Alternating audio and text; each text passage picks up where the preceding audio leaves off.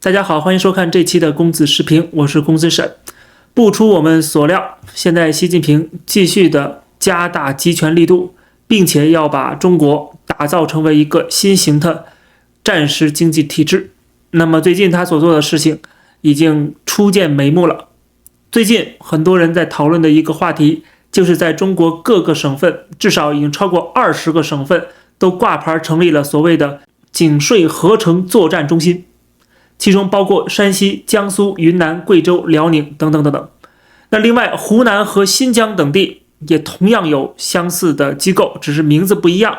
它不叫做作战中心，而是叫做联合侦察中心或者联合办案中心。不管名字是什么，但是他们的作用都是相似的。按照官方的说法，是他们要通过警税联动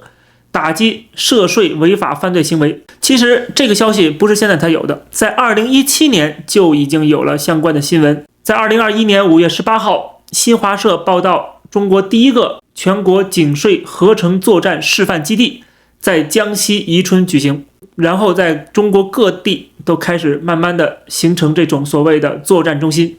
官方的新闻稿当介绍这个所谓作战中心的时候，让我们真的一头雾水，就是他的很多的说法都是没办法逻辑自洽的。比如说江西警税合成作战指挥平台说覆盖监测预警合成研判警税协同精准打击作战指挥知识管理6大功能，然后呢说能够通过大数据预警指标和风险识别的智能化研判，形成所谓的预警信息画像，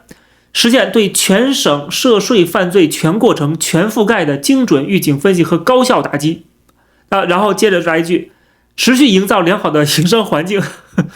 就是他现在加大了割韭菜的力度，然后说这是为你们韭菜的茁壮成长有利，这不是矛盾吗？就连中共党媒大佬胡锡进他都在网上表达了不满，他说打击涉税犯罪是应该的，可是挂这个所谓合成作战中心的这种牌子，对公众的认知和感受产生误导。他认为这种做法在大环境下显得不合时宜，是说不利于当前提升民营经济信心的整体工作。说经济社会不应该动辄宣扬作战，应该就法说法否则的话让人感觉好像风声又紧了。他的说法似乎好像对中国官方的做法指指点点所以说这个他发的帖子很快也被屏蔽了。另外还有个大学教授，也是一个律师，叫王才亮，他在微博上也发表一篇文章，说警税合成作战中心是一种违反宪法和法律的产物。不仅是名称不规范的问题，而且是一些公务员把纳税人当作作战对象，是理念出现了严重的问题。但是他的这篇文章全网封杀，就是现在对这个事情进行评论，特别是进行这个指摘有不同意见的那些内容，全部都被删除了，你都看不到了。也就是说，这个很明显是中央最高的指令，它不是一些地方政府自作主张的。所以说中央的命令谁要敢反对就是妄议中央了。那么如果经常看我节目的朋友们可能也对我所讲的不陌生了，就是看到之后甚至大家自己都能分析出来过去我都讲过了习近平要怎么做，这不就是另一个案例吗？就是他既然要加强对内的集权，甚至是在未来经济继续下行以至于资源枯竭的时候，他能够通过一个强有力的体系调动资源，能够维持共产党的生存，所以他必须要提前布局。而这些所谓的合成作战中心也好，或者其他的很多做法，都是为了今后的这种建立战时经济体制打造一个基础设施。它首先要有框架，有框架之后呢，它还要有布局，这就是布局之一。有个地方政府在建立这个作战中心的时候，他就讲到了，说这是党中央国务院决策部署的，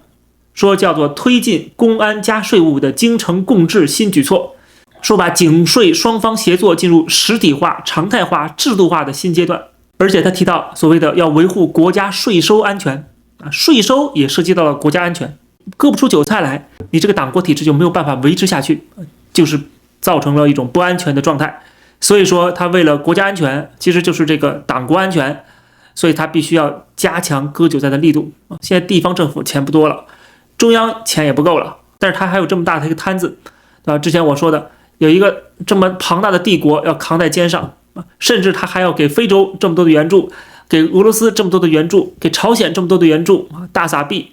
这些都不能停的。停了之后，国际上谁替你说话呀？对不对？你本来就已经是孤家寡人了，花钱的地方太多了，但是钱又不够，整个的这个产业链在转移。所谓中国经济三驾马车，现在只剩一个投资就国家投资。那国家投资不能整天就是印钱了，现在已经人民币严重超发了，你再印钱，那真的有可能就导致严重的通货膨胀。但是你不发钱，紧紧张张，现在又变成了通缩状态怎么办？所以他必须要慢慢的把现在的市场经济转变为某种程度的党管计划经济，而这种 transition 从市场经济转移到或转移回计划经济，很多人肯定不接受，肯定有很大的阻力，所以他必须要动用强制力。谁敢反对中央的政策，你就是往枪口上撞。其实现在基本上上层都已经清除干净了所有的阻力，所有的可以说在政治权力上对习近平造成威胁的人都已经被干掉了，权力都已经收归到中央，收归到今天的习近平身上了。所以说他现在可以慢慢的布局，这个布局更多的是去布局到基层，因为它基层还是有阻力的，这也是一个现实需要。就是地方政府没有钱，他还是想办法去刺激经济，对吧？想办法吸引外资，对吧？你不让这些民营企业偷税漏税，你给这些民营企业有太多的赋税的压力的话，这些企业那就干脆关门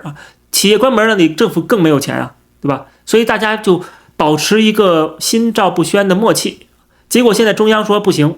把这个韭菜全部割上来，对吧？那你这是作茧自缚嘛？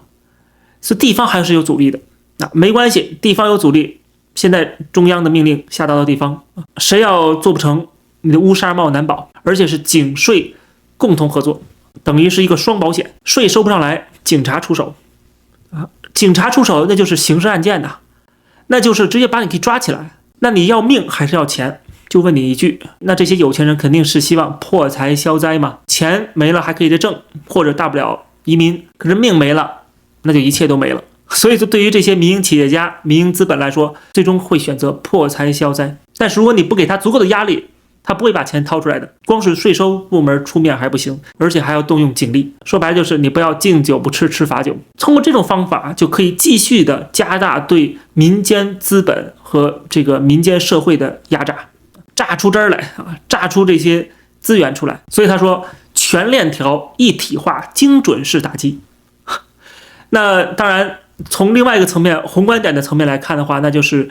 共产党搞这一套，那是轻车熟路。过去进行土地改革，杀了一批地主，杀了一批富裕阶层还有那些敢反抗的，凭着自己有点财富、有点声望的那些士绅阶层全部给你干掉。然后后来到了城市，还要搞这个公私合营，强行把这些私有企业充公。所以他玩这套太熟了。今天唯一的这个阻力就是这种 transition。就是从一个已经进入到市场经济几十年的一个经济体制，慢慢的要变回去，确实有点困难这种变回去有点困难，但是他只要把手段用上，基本上就能够做到。毕竟中国社会两个特点，一个是逆来顺受，一个是一盘散沙，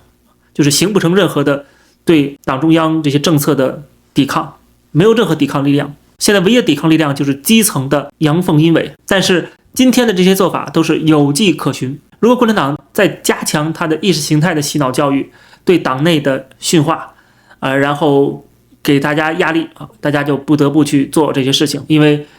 有一个铁饭碗也不容易了给你权力是让你做事情的，为共产党做事情的，大把的人想进体制内的。所以说有一个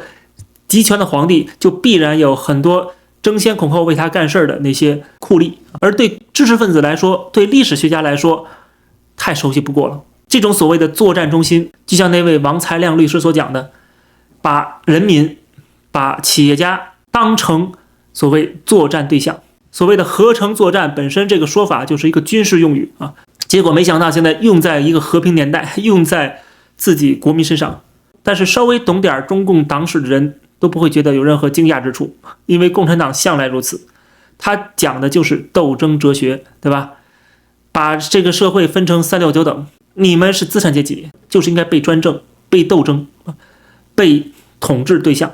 他不把人民当做这个国家的组成部分。你只有支持这个共产党，你才是人民；你反对这个共产党，或者是共产党认为你是某个阶层的，是资产阶级，那你就不是人民了，你就是奴隶了，你就没有任何的个人权利可言了。对这样的人就要踏上1万只脚，永世不得翻身了。所以看到今天的很多现象，如果我们去了解一下共产党过去做的事情，就真的觉得还是那个味儿啊，这个味道又回来了。只不过今天大多数人都是在这个文革之后，或者是改革开放之后才出生长大的。共产党做过什么，他也不会告诉你，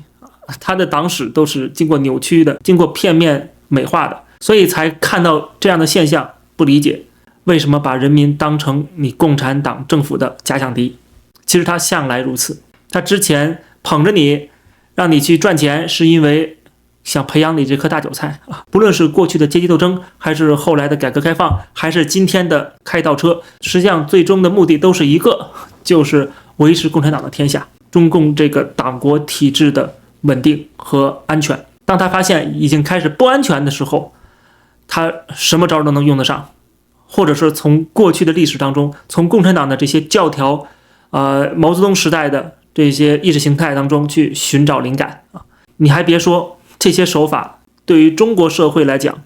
真的还是挺管用的。看看过去共产党做的事情，最后实在不管用的时候，他还有坦克车，还可以上街镇压人民。所以共产党这套统治术，我认为是非常成熟，而且非常有经验，把这个国家和这个国家的人民拿捏得死死的。这就为什么我在公子阅读栏目当中跟大家介绍那本《完美的独裁》的原因啊。没有看过的朋友还可以回去找到那个影片。今天的习近平政权正在继续的作茧自缚，但是对于他来讲，目前的这些手法都是他不得已而为之，因为为了维持这个党国体制，他只有疯狂的集权这一条路可以走。我只是希望他的这种做法不会成功，最终像他过去的雄安新区也好，一带一路也好，最终都要烂尾。希望它是一个名副其实的烂尾地，因为只有烂尾才能够避免更大的灾难。因为如果它的集权的程度越来越深，它成功的打造了战时经济体制，那么我将会看到过去中国改革开放的所有成绩毁于一旦，甚至还可能在他一声令下就出现战争的阴霾，这都不是我们所希望看到的。好，这期节目就跟大家先聊到这儿，感谢大家收看，别忘了点击订阅这个频道还有点赞、评论、转发，我们下期节目再见。